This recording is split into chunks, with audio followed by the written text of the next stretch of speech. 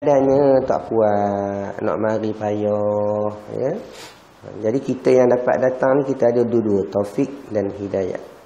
Alhamdulillah.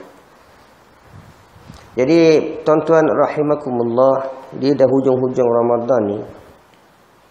Nak cerita apa? Malam Al-Qadar dah berbuih-buih dah ustaz cerita. Tinggal kita rajin yang tidak nak mencari malam Al-Qadar, ya. Ada orang rajin dia cari tiap malam. Sanggup dia bawa diri dia beriktikaf di masjid. Itu bagi orang rajin lah. Hak tak berapa nak rajin, cari juga di rumah. Ya, bangkit tengah-tengah malam tu, lepas pukul 1 tu, bangkit sekejap semayang tahajud. Tu hak tak apa nak rajin lah. Hak tak rajin, cerah masa depan. Macam biasalah. Jadi pada hari ini tuan-tuan saya nak bawa satu tajuk yang kalau kita boleh fikir, dah hampir berakhirnya Ramadan, nak masuk 30 Ramadan dah ni. Hari ini kita ada 22 Ramadan, ya. 22 Ramadan maknanya lagi 8 hari. Jadi boleh tak kita buat postmortem bagaimana pengharapan Allah kepada kita dan bagaimana kondisi kita pada saat ini. Kerana semua orang tahu apakah pengharapan Allah kepada kita saat kali pertama Allah memfardukan zakat, puasa kepada kita. Orang hafal tuan-tuan ayat Al-Quran Al-Baqarah 183. Semua boleh katakan ustaz-ustaz akan baca muqaddimah. Tuan-tuan, saya nak kupas sikit berbeza lah. Ya. Biasanya orang akan menterjemahkan kutiba, ya, kutiba alaikumusiyam itu difardukan ataupun diwajibkan. Alaikum, atas kamu asyam, berpuasa. Tapi kutiba itu tuan-tuan pada kalau kita belajar Arab lah, kutiba maknanya kalau terjemahan langsung, dia maknanya ditulis, ya, telah ditulis. Jadi kalau kita terjemahkan ayat itu dalam bahasa yang secara word by word, dia akan jadi apa? Wahai orang-orang yang beriman, ditulis ke atas kamu berpuasa sebagaimana dituliskan kepada orang-orang sebelum kamu, supaya kamu menjadi orang bertakwa. Kalimah ditulis ni tuan-tuan menunjukkan kewajipan puasa ni dia satu benda yang special. Sebab apa? Kalau kita buat satu benda yang penting, kita kena tulis. Contoh benda penting apa tuan? Kita buat hutang. Ya, kita buat hutang. Berapa banyak hutang kita? Kita buat pinjaman 140,000. Pihak bank akan buat catatan bertulis. Siap ada saksi, siap ada mati stamp. Dan benda tu sah untuk dibawa ke mahkamah jika ada berlaku pertikaian. Dia ada term and condition. Kita baca semua dah faham, sign. Nak menunjukkan pada kita ibadah puasa ni dia sangat special, sangat penting. Sebab tu Allah Ta'ala, aku tulis kepada kamu. Dan natijah selepas Allah kata aku tulis pada kamu puasa tu, supaya kamu bertakwa. Saya tuan-tuan duk menung, kita pada mazhab Syafi'i, ya,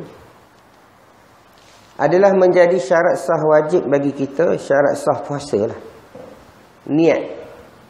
Ini puasa ni dia ada dua rukun dia. Dia tak macam semayang. Semayang berapa rukun? 13. Banyak tu pada orang dia, bila suruh susun, siap lah. Yang atas ke bawah ke atas. Saya jarang sebut kan. Tapi puasa ni dua je rukun dia. Yang pertama, niat. Yang kedua, menahan diri daripada segala perkara yang membatalkan puasa, makan, minum dan jima, dari terbit fajar hingga terbenam matahari. Dua je rukun puasa. Kita ambil yang pertama tuan-tuan, rukun niat tadi. Pada sisi imam-imam mazhab yang lain, Mereka membolehkan kepada pengikut mereka untuk niat puasa ni pada malam pertama Ramadan secara borong. Sahaja aku berpuasa sebulan Ramadan penuh kerana Allah Ta'ala. Tapi tidak kepada mazhab Syafi'i. Mazhab kita diwajibkan atas kita untuk berniat pada tiap-tiap malam ataupun sebelum terbit fajar. Barang siapa terlupa terbit fajar, azan subuh dah, Allah niat puasa, tak sah puasa dia. Biasa disyaratkan niat itu mesti berlaku sebelum terbit fajar. Saya sebelum tak nampak, tuan-tuan rahimakumullah, hinggalah Allah Ta'ala bagi sedikit gambaran. Dia setiap individu, tuan-tuan, apakah yang akan memandu dia untuk berhasil dalam sesuatu pekerjaan? Iaitulah intention dia. Intention ni bahasa orang putih, bahasa Melayu apa, Doktor Rehan? Niat lah. Ya?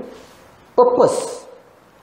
Ya, purpose. The purpose of your action. Oh, orang putih sikit tengah-tengah hari ni. Anak kita, tuan-tuan, bila kita kata dapat UPSR contohnya 5A, ayah akan bagi kamu RM3,000. Contoh tak. Jadi anak kita ni, dia di samping dia nak dapat 5A ataupun sekarang 6A lah UPSR. Di samping dia nak dapat 6A dengan mumtaz dalam PSRA dia untuk melayakkan dia masuk sekolah asrama yang paling bagus, dia nampak gambaran yang Allah yang kita sediakan, RM3,000. Bagi budak-budak besar tak RM3,000? Itu saya besar lah, RM3,000.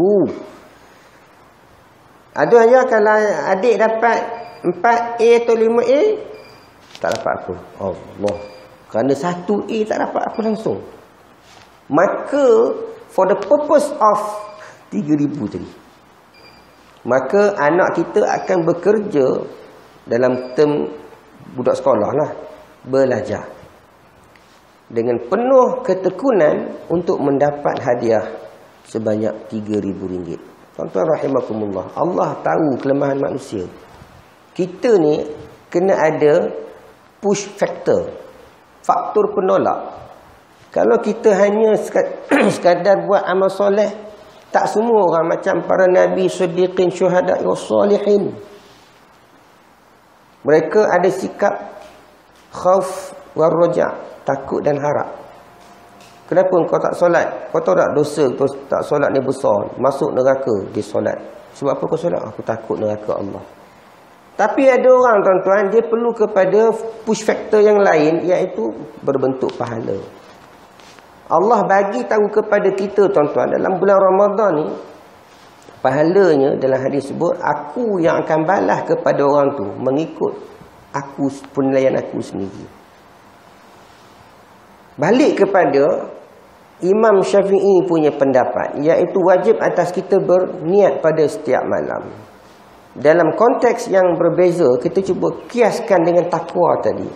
Maknanya Imam Syafi'i secara indirect telah menyuruh kita setiap malam memperbaharui takwa kepada esok harinya.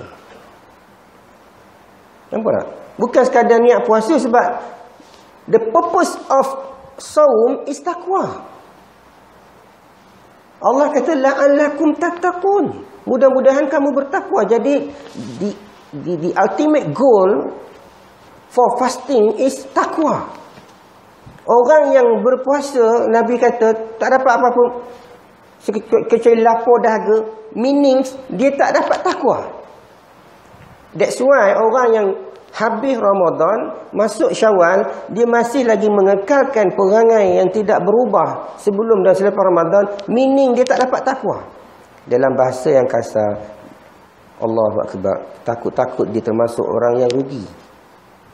Orang yang rugi ni, tuan-tuan, maknanya kalau bahasa kasar lagi, hampir lah. Imannya hampir, takwanya hampir. Tuan-tuan, tiap-tiap hari, tiap-tiap malam, Imam Syafi'i kata perbaharui niat, maka kita pun Kita pun lepas tarawih tak? Imam kata pasang niat puasa, kita pun nawaitu. Nawaitu apa? Betul Zahan? Nawaitu pun tak? Nawaitu. Asyik baik betul. Ada tempat nawaitu raf'al hadasi. Ya betul tu kan. Allah minta maaf ustaz. Salah. Puasa punya pasal. Lafaz niat pun salah ya. Kita pun baca nawaitu sauma ghadin. Saja aku berpuasa esok hari. Fi syahri Ramadan. Pada bulan Ramadan. Hazihi sanatu lillahi ta'ala. Tahun ni kerana Allah. Patutnya dalam masa kita selitkan. Aku juga nak bertakwa kepada Allah. Kerana memang tujuan puasa ni nak bertakwa. Apakah yang akan berlaku kepada kita tuan-tuan besok hari bila kita niat dari semalam, besok aku nak bertakwa kepada Allah. Cuba kita lihat perbandingan. Kalau orang sekadar niat puasa tapi bukan untuk bertakwa, dia puasa insya-Allah, tetapi cuba lihat. Boleh jadi kalau dia semayang subuhnya bersendirian. Sebab dia bukan niat bertakwa. Orang yang niat bertakwa, dia boleh tak solat subuh bersendirian di rumah? Panggil orang bertakwa macam tu ke bukan? Tak. Sebab ada hadis yang banyak yang Nabi sebut, barang siapa tahu kelebihan solat isyak berjemaah dan subuh berjemaah, khususnya subuh berjemaah, kata Nabi dia sanggup datang untuk berjemaah walaupun merangkak. Barang siapa menjaga solat subuh berjemaah seperti dia beribadah sepanjang malam,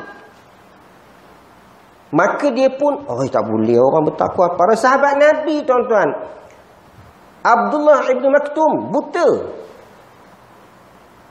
Satu hari dia minta izin dekat Rasulullah, ya Rasulullah, azini, izinkan aku mendirikan solat di rumah. Pasal aku buta ya Rasulullah, tak nampak jalan pergi masjid. Mula-mula Nabi bagi izin. Lepas tu Nabi tanya Angelo, kamu dengar tak azan? Dengar? Dengar kena datang masjid. Kita molek-molek ada rumah tepi masjid ke dah? Sepelaung kata orang dulu, Tuan Haji Nasir. Dia tak boleh gunalah peribahasa sebatang rokok. Cerah masa depan, bulan puasa ni kan macam pasal. Tak? Kalau orang bertakwa, dia tahu, aku tak boleh solat di rumah kerana Nabi sangat suka orang solat berjemaah. Malah Nabi pernah kata, hampir-hampir sahaja aku menyuruh para sahabat mengumpulkan kayu-kayu bakar untuk aku bakar rumah orang yang dengar azan tapi tak datang solat berjemaah. Mujur Nabi tak buat tuan-tuan. Mujur Nabi tak buat. Kalau Nabi buat, jadi hukum dah. Maka di masjid kena ada bangsa simpan kayu api. Pasal apa? Persiapan untuk membakar rumah orang yang tak mari berjemaah. Mujur Nabi tak buat. Orang tak ibarat. Pasal apa mereka nak bakar rumah teman? Pasal mereka tak berjemaah. Nabi kata, bakar. Teman bakar lah rumah mereka. Banyak tuan-tuan hadis-hadis tentang solat berjemaah. Tapi cuba tengok lepas subuh besok ni. Subuh ni okey lah, insya-Allah lah kan. Pasal lepas sahur, jarang lah orang tidur balik. Kalau orang tidur balik lepas sahur tu memang cerah masa depan lah. Ya. Subuh bukan yang lambat. Jadi orang dapat datang ke masjid tuan-tuan subuh berjemaah. Cuba tengok lepas raya besok. Silat hari bulan tinggal Puak Imam, Puak Bilal, Puak Siak. Puak Imam datang pasal bertugas. Puak Bilal pasal nak kena azan, jangan cari pasal. Puak Siak pasal kunci dia pegang. Tapi ni bukan masjid kita lah, masjid Frino okey kan jenis kan. Ni masjid dekat tempat lain lah, dekat planet Pluto. Ada masjid saya pergi tuan-tuan, masya-Allah. Saya nak cerita masjid mana? Subuh. Ustaz, tafadhal Ustaz jadi imam. Imam tugas mana? Tak datang Ustaz. Macam mana cerita tuan? Macam mana cerita? Kadang Bilal pun tercangok-cangok muka Pak Imam. Cari siapa Mam? Bilal lah. Kenapa? Tak datang lagi ni. Ada imam datang sebab dia bertugas je. Lepas dia dilucutkan datang imam tak mari. Ada berlaku kan? Jadi kalau kita niat bertakwa kepada Allah, pastilah yang pertama solat subuh kita berjemaah. Ni saya cerita ni bagi orang lelaki-lelaki. Orang perempuan ada rukhsah dia. Orang perempuan jangan bimbanglah. Dia nak dapat pahala jemaah laki dia, suami dia, maka siapkan kelengkapan untuk suami dia buat ibadah, dapat pahala. Sebab tu orang perempuan ni special, tuan. Jangan bimbanglah. Itu macam mana ustaz? Tak menikah lagi, nikah cepat-cepat. Dapat pahala suami buat. Orang yang bertakwa, boleh tak lepas subuh berjemaah kita, tapi lepas subuh relax, tak baca Quran boleh tak? Tak. Pesel. Orang bertakwa, Quran ni makanan harian dia. Wajib bagi dia baca Quran. Bukan wajib bagi dia tengok Facebook ataupun WhatsApp ataupun Telegram, Instagram, Twitter dan yang sewaktu dengannya. Orang kita sekarang tengok Al-Quran tapi tak baca. Lambai. Macam istilah macam dekat Kaabah. Oh, lambai. Tak dapat pahala tuan. Dia kena baca. Orang bertakwa, boleh tak kalau turun daripada rumah lepas tu kalau perempuan buka aurat? Tak boleh. Sebab tu saya kata, kalau kita ambil betul-betul the spirit, semangat apa yang Imam Asy-Syafi'i sebut kepada kita, diwajibkan bagi kita berniat puasa pada tiap-tiap malam. Meaning kita niat takwa tiap-tiap malam. InsyaAllah tuan-tuan, habis 30 hari kita jadi bertakwa.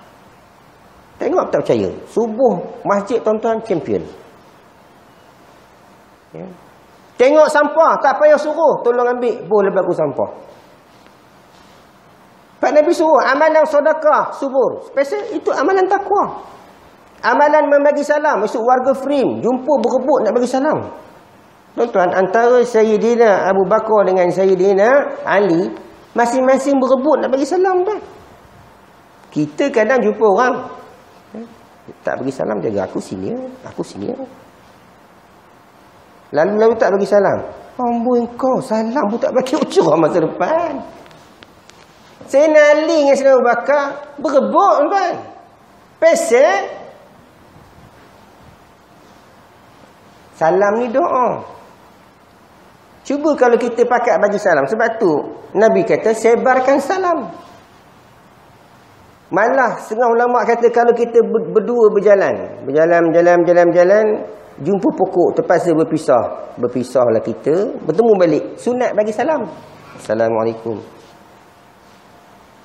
Itu amalan orang bertakwa. Dalam bekerja, amalan orang bertakwa apa tuan-tuan? Tepat waktu. Tak seleweng harta pejabat.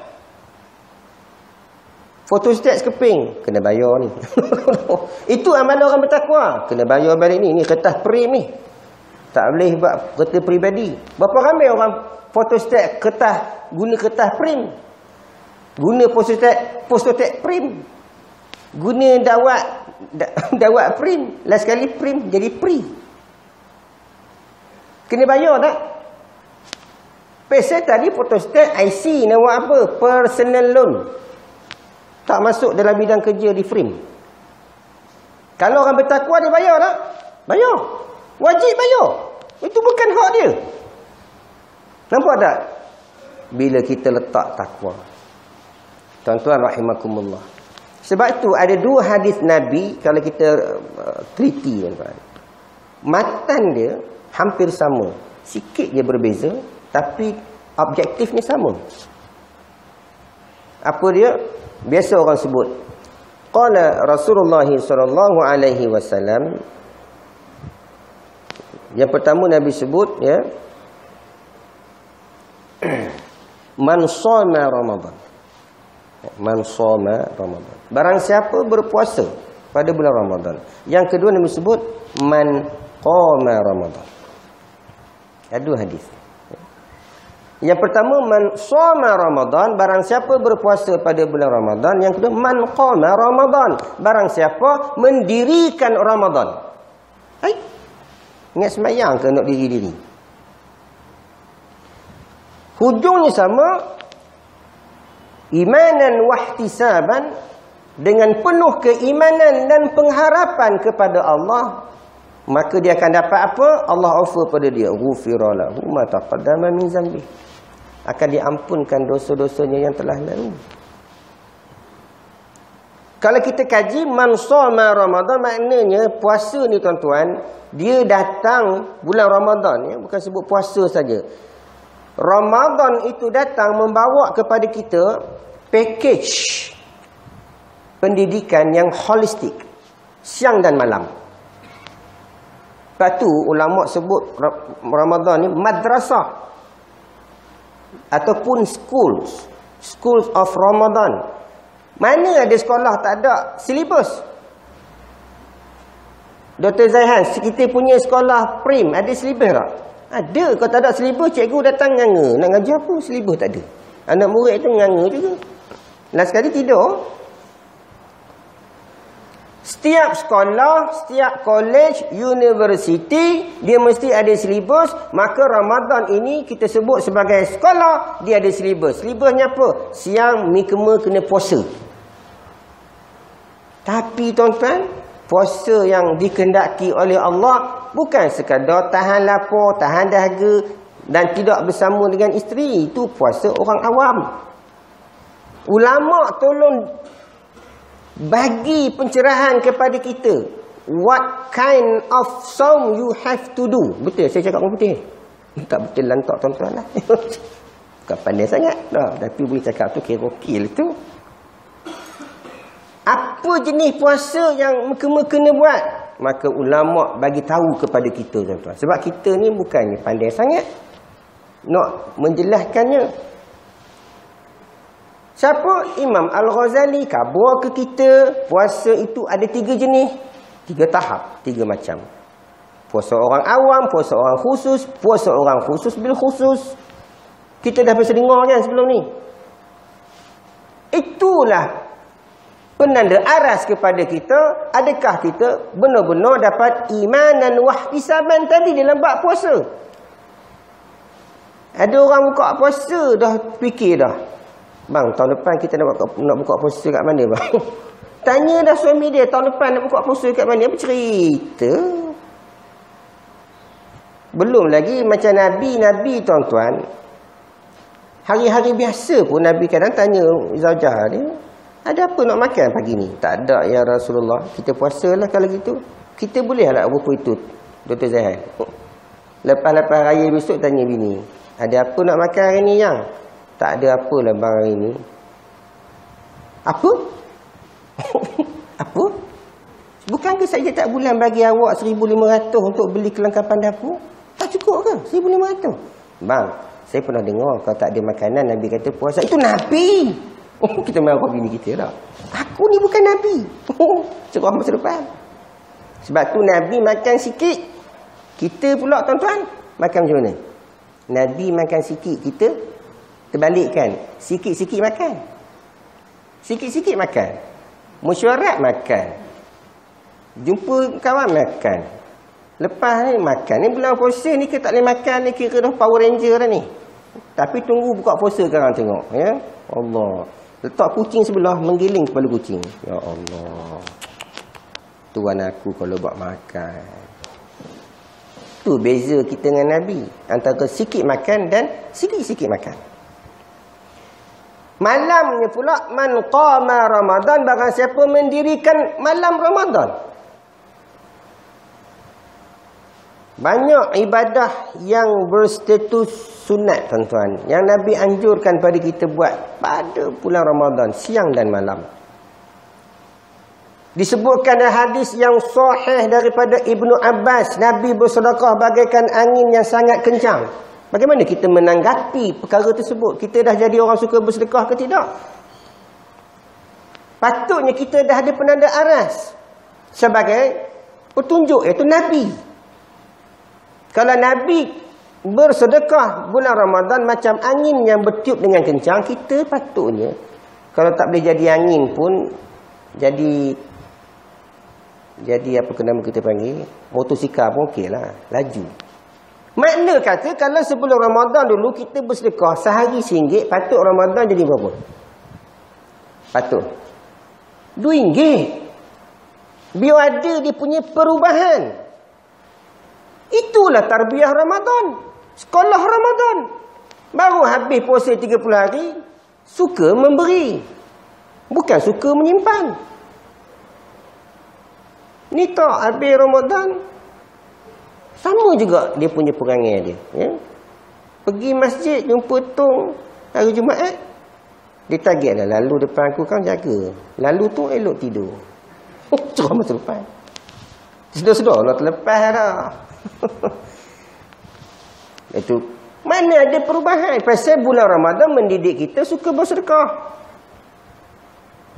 Tak tahulah sejauh mana kita dah jadi orang yang suka bersedekah, suka membantu orang, suka menaja orang buka puasa. Kena cerita bab sedekah tuan, subhanallah, pukul 3 tak habis. Ada satu kisah tuan-tuan, sahabat Nabi nak meninggal dunia dalam keadaan sakaratul maut. Tuan-tuan tahu sakaratul maut tu apa makna dalam bahasa Melayu? Tak, sakaratul maut tu makna dalam bahasa Melayu tu. Maut tahu lah kot, maut. Tak tahu maut sajalah. Cerah masa depan lah. Maut tu meninggal lah, mati. Sakarat tu mana mabuk. Orang yang dalam keadaan nak mati dipanggil mabuk mati. Ya, sebab tu dia boleh nampak dah kadang-kadang benda yang akan berlaku selepas dari kematian. Allah buka hijab, semua kita akan mengalaminya. Tapi takkan nak tunggu sakarat baru nak bertaubat? Tulis. Tak boleh sekarang. Jadi sahabat Nabi ni tuan-tuan, dekat dalam keadaan sakarat tu, dia bibir dia duk sebut, kalau aku tahulah aku bagi semua. Kalau aku tahu aku bagi semua. Kalau aku tahu aku bagi semua. Dalam ayat tu meninggal. Sahabat dengar, apa cerita sahabat kita ni, aku tahu aku bagi semua, aku tahu aku bagi semua. Habis meninggal, tanya Rasulullah. Nabi kabur ke dia orang. Mereka kalau nak tahu sahabat kita ni tadi, dia menyesal. Pasal waktu hari tu sebelum ni dia berpuasa. Dekat-dekat nak buka puasa, datang seorang hamba Allah. Miskin, dia pun miskin juga. Tapi sahabat Nabi ni miskin pun tetap suka bersedekah. Orang datang miskin kepada dia nak buka puasa, tak ada makanan. Dia ambil buah tamar yang dia nak buka puasa tu, dia belah dua. Dia belah dua, sebelah dia bagi pada orang yang buka puasa ni, sebelah dia makan nak buka puasa. Nak nak mati tuan-tuan, Allah buka hijab, Allah tunjuk sebelah tamar yang dia bagi kepada orang yang buka puasa kemarin, apa yang dia dapat dalam syurga. Subhanallah, dia menyesal. Nabi tak khabarlah mahligai ke apa benda ke, tapi saya boleh buat perbandingan macam ni lah. Dia nampak ada dua buah lot istana. Satu istananya 3 tingkat, ada 10 bilik. Setiap bilik ada seorang bidadari. Ya. Depan rumah tu ada 10 biji Porsche. Ada gad semualah. Cantiklah rumah istana, bukannya rumah. Tapi sebelah tu ada satu lagi rumah. Yang tadi 3 tingkat ni 10 tingkat, ada 100 biji bilik. Setiap bilik ada 2 orang bidadari. Kereta Porsche ada 10 biji, Ferrari ada 10 biji, helikopter atas mumbung, gad ada 14 orang. Dia pun gamak tu tanya, ni rumah siapa? Ni rumah kamu lah. Alhasil kamu hari tu bersedekah setengah biji ke rumah, ingat tak? Ingat, ni lah rumah kamu. Oh ya ke? Yang sebelah ni? Sebelah ni sebenarnya untuk kamu juga. Kalau kamu bagi 1 biji kemarin, ni rumah kamu. Oh, menyesal memang.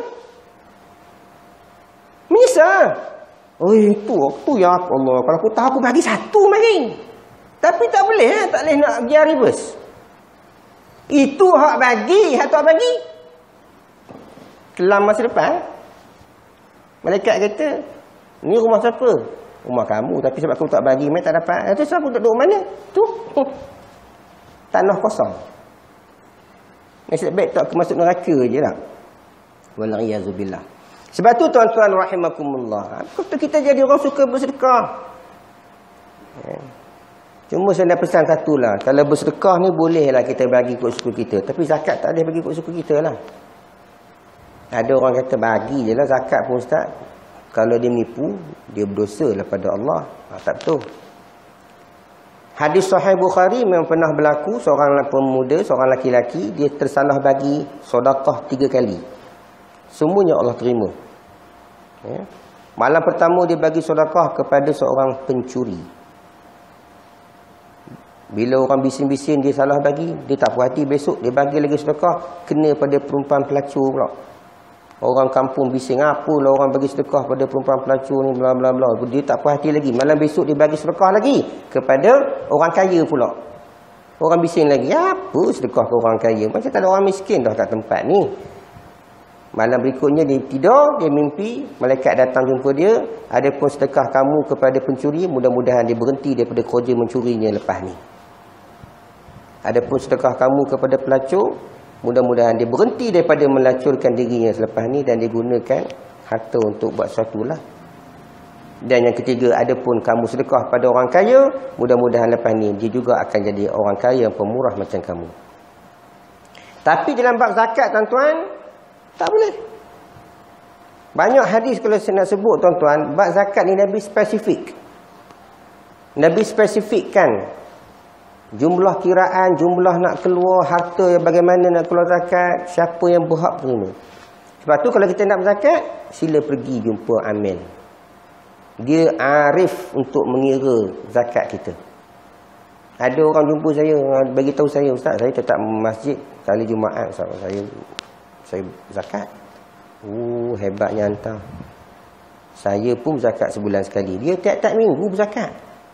Macam mana cara hantar zakat? Tu tabung masjid tu.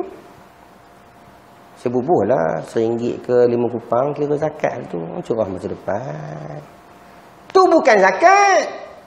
Zakat ni dia mesti kira dah dulu. Berapa jumlah sebenar-sebenar kena keluar. Itu sedekah. Sedekah terpulang lah nabung banyak mana pun. Ya. Tuan-tuan rahimakumullah. Mudah-mudahan saya berharap sangatlah tuan-tuan, ya, ada suatu perubahan yang signifikan berlaku ke atas diri kita habis daripada sekolah Ramadan ini. Ya. Paling tidak bila datang ke masjid ni tengok penuh, ya, softnya. Itu tanda ada perubahan. Ya. Jumpa orang perin lepas ni pakat senyum je. Ya. Sebab orang kita ni tuan tak tahulah, payah betul nak senyum. Betul, saya tak tahulah orang Melayu kita ni susah nak senyum. Kadang muka begitu. Kita senyum. Nak senyum tu macam ada seletik. Senyumlah tuan-tuan. Assalamualaikum. Payah apa? Senyuman itu orang bertakwa. Orang bukan Islam boleh tertarik pada Islam dengan senyuman je tuan-tuan. Ya. Dengan syarat senyuman yang ikhlas lah. Jangan jumpa apek senyum lain macam, jumpa amoy senyum lain macam pula. Itu senyum yang tidak bagus lah. Ya. Tambah tempat tuan-tuan ni, frame ni, tempat yang mana orang bukan Islam suka masuk. Ya. Kalau kita boleh pamerkan masjid kita ni sebagai tempat memancor-mancornya syiar Islam. Ya. Cuba bayangkan 10 orang lalu, seorang masuk Islam, Masya Allah. Punca masuk Islam, saya tertarik dengan keindahan akhlak orang Islam di frame. Subhanallah. Dapat pahala besar kepada kita tuan-tuan rahimakumullah. Ya, mudah-mudahan begitulah. Masa Tok Dan nak ulah panjang-panjang menjela. Ya, adalah 2-3 minit. Ada soalan nak tanya ke? Pasal zakat fitrah ke? Pasal apa ke? Ada? Tak ada? Okey semua. Ya.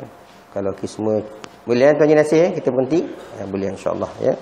Cukuplah sekadar itu saja perkongsian kita pada tengah hari ini. Yang baik itu dari Allah Subhanahu wa taala, yang kurang itu atas kelemahan saya tuan-tuan. Mohon ditegur kalau ada salah silap, dan mudah-mudahan ada kebaikan buat kita bersama.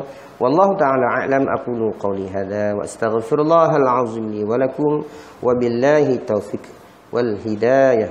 Wassalamu alaikum warahmatullahi wabarakatuh. Bismillahirrahmanirrahim. Allahumma faqihna fid din وعلمنا تأويل واهدنا الصراط المستقيم صراط الذين أنعمت عليهم من النبيين والصديقين والشهداء والصالحين وحسن أولئك رفيقا يا أرحم الراحمين اللهم بارك لنا في رمضان وارزقنا ليلة القدر والحمد لله رب العالمين تقبل الله منكم